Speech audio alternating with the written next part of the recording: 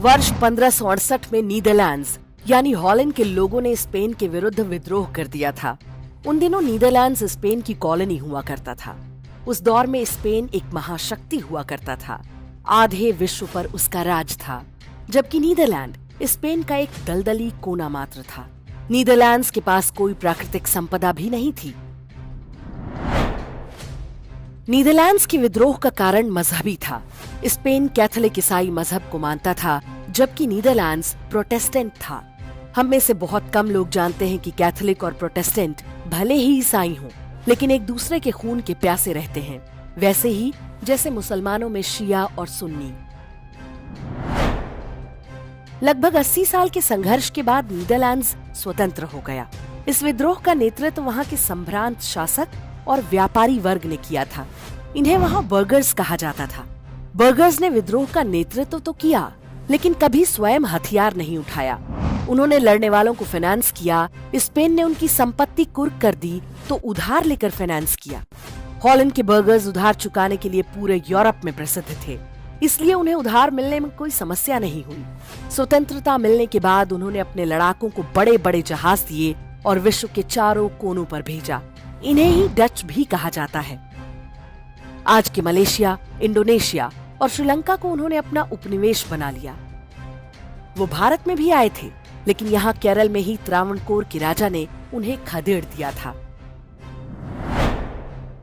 आज भी नीदरलैंड्स यानी हॉलैंड दुनिया के सबसे संपन्न देशों में से है। आज भी वहाँ की बैंकिंग और कॉन्ट्रैक्ट एनफोर्समेंट दुनिया में नंबर 1 पर है। नीदरलैंड का कोई व्यक्ति आपसे कोई एग्रीमेंट करता है तो मानकर चलिए वो कभी उसे तोड़ेगा नहीं। नीदरलैंड्स के बाद अब बात भारत की करते हैं। जब भारत पर मुस्लिम आक्रमण हुआ तो भारत के नगरों के हिंदू संभ्रांत यानी व्यापारी और शासक वर्ग क्या कर रहे थे? अधिकांश स्थानों पर वे स्वतंत्रता के लिए लड़ने के बजाय शांति और स्वतंत्रता खरीदने के प्रयास में जुटे थे।